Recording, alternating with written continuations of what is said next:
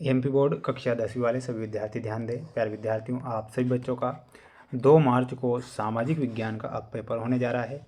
तो इस question paper को सभी छात्रों को ध्यान से देखना है, क्योंकि प्यारे विद्यार्थियों, ये जो क्वेश्चन पेपर बता रहा हूँ ये 100% आपको परीक्षा में देखने को मिल जाएगा। प्यारे विद्यार्थियों, जितने भी स्टूडेंट्स हमारे साथ नए जुड़े हैं तो चैनल को सब्सक्राइब आप ज़रूर करके रखें, क्योंकि आप जानते हैं कि जितने भी पेपर मैंने आपको बताए हैं और वादा मैंने किया था कि 95% पेपर आएंगे, और वही वादा मैंने पूरा किया है। प्यारे विद्यार्थियों, ये पूरा का पूरा पेपर ध्यान से देखना है, जो कि आप सभी छात्रों को परीक्षा में दिया जाएगा और आपसे पूछा भी जाएगा। क्वेश्चन आप देखिएगा, आपकी स्क्रीन के सामने क्वेश्चन आ चुके हैं, जिसमें पहला प्रश्न आपको दिया जाएगा। निम्नलिखित प्रश्नों के लिए सही विकल्प चुनकर लिखिए हमें। प्यारे विद्यार्थियों, निम्नलिखित में से कौन सी भारतीय कंपनी बहुराष्ट्रीय कंपनी के रूप में उभर चुकी है। प्यारे विद्यार्थियों, क्वेश्चन क्या है कि वह कौन सी कंपनी है जो कि भारतीय कंपनी के रूप में उभर चुकी है। ऑप्शन है एशियन पेंट, टाटा मोटर्स और रेनबैक्सी। तो यहाँ हमारा जो सही आंसर होगा वो क्या हो जाएगा, उपरोक्त सभी। ठीक है, तो इसमें आप ऑप्शन नंबर डी करेक्ट करेंगे। भारत में बैंक जमा का कितने प्रतिशत भाग नगद के रूप में अपने पास रखता है। तो इसमें आपको लिखना है 15%। कितने परसेंट रखता है, तो यहाँ पर आपका जो सही आंसर होगा वो क्या हो जाएगा, 15%। इसके बाद बढ़ेंगे अगले क्वेश्चन की ओर। अगला क्वेश्चन देखिएगा। अगला क्वेश्चन है, देश का आर्थिक विकास किन किन कारकों पर निर्भर करता है। तो देश का जो आर्थिक विकास होता है वैश्विक स्थिति पर, देश की जनसंख्या के आकार पर और अन्य देशों के सहयोग पर। तो इसमें हमारा सही आंसर क्या हो जाएगा, ऑप्शन नंबर डी। गुजरात के खेड़ा जिले में गांधी जी ने सत्याग्रह आंदोलन की शुरुआत क्यों की थी। तो इसमें आपको लिखना है लगान वसूली में ढील देने के लिए। ठीक है, तो ये आप क्या करेंगे, करेक्ट आंसर करके आएंगे। प्यारे विद्यार्थियों, चैनल पर अगर आप हमारे साथ नए जुड़े हुए हैं, चैनल को सभी बच्चों को सब्सक्राइब जरूर करके रखना है।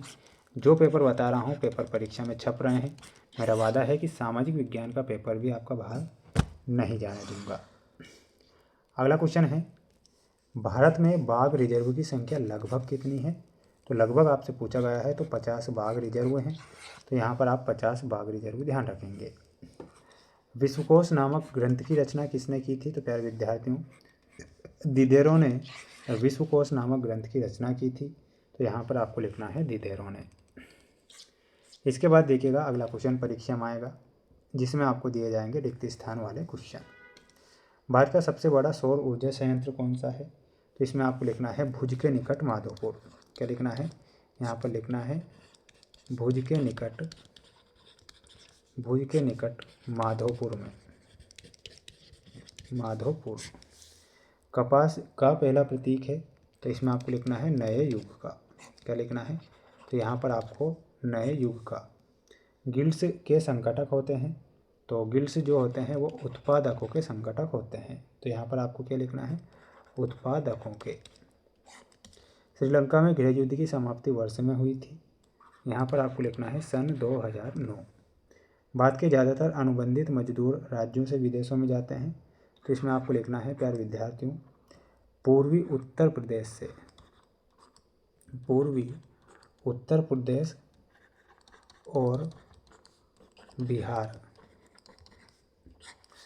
सन 2016 तक देश विश्व व्यापार संगठन के सदस्य थे। तो इसमें आपको लिखना है 165 देश। तो 165 हमारे यहाँ सही होगा। इसके बाद देखिएगा, अगला क्वेश्चन आएगा परीक्षा में, जिसमें आपको सत्य असत्य चुनकर लिखना है। पहला प्रश्न दिया जाएगा, भिलाई इस्पात कारखाना ग्रेट ब्रिटेन के सहयोग से स्थापित किया गया है।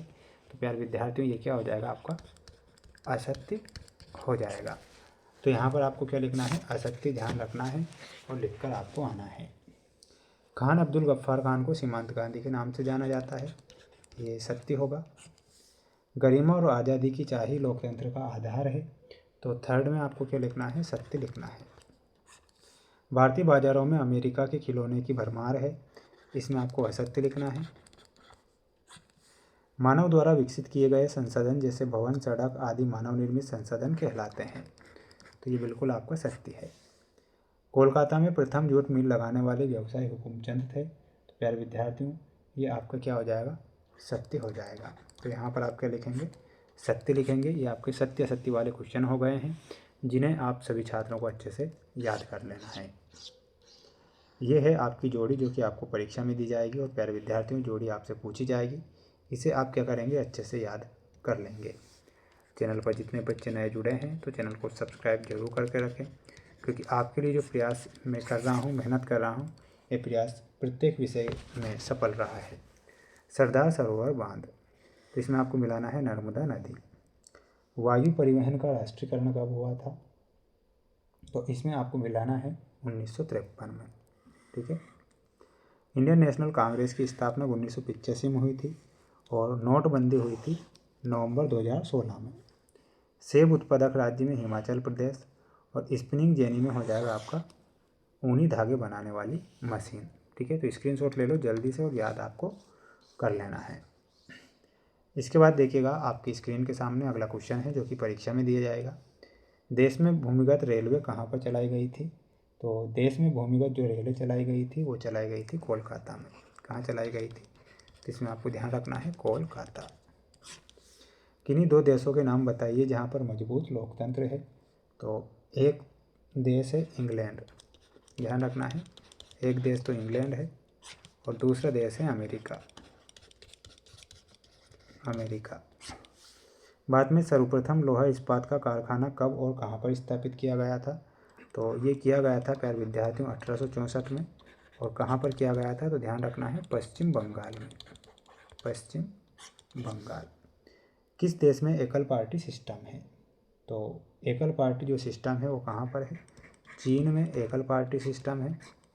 नाटो का मुख्यालय कहाँ पर स्थित है, तो नाटो का जो मुख्यालय है वो कहाँ पर है, इसमें ध्यान रखना है ब्रुसेल्स। ठीक है, तो ब्रुसेल्स जो होगा हमारा सही आंसर हो जाएगा। भारत का प्रथम परमाणु ऊर्जा केंद्र कौन सा है, तो प्रथम के बारे में पूछा है तो तारापुर आपको लिखना है, और ये कहाँ पर स्थित है, महाराष्ट्र। ठीक है, तो ये आप सभी बच्चे क्या करेंगे, याद करेंगे। प्यारे विद्यार्थियों, चैनल पर जितने बच्चे विद्यार्थी हमारे साथ नए जुड़े हैं तो चैनल को सब्सक्राइब जरूर करके रखें। नेक्स्ट वीडियो में आपको कुछ और महत्वपूर्ण प्रश्न बताऊंगा जो कि आपकी परीक्षा की दृष्टि से महत्वपूर्ण होंगे। मिलते हैं नेक्स्ट वीडियो में।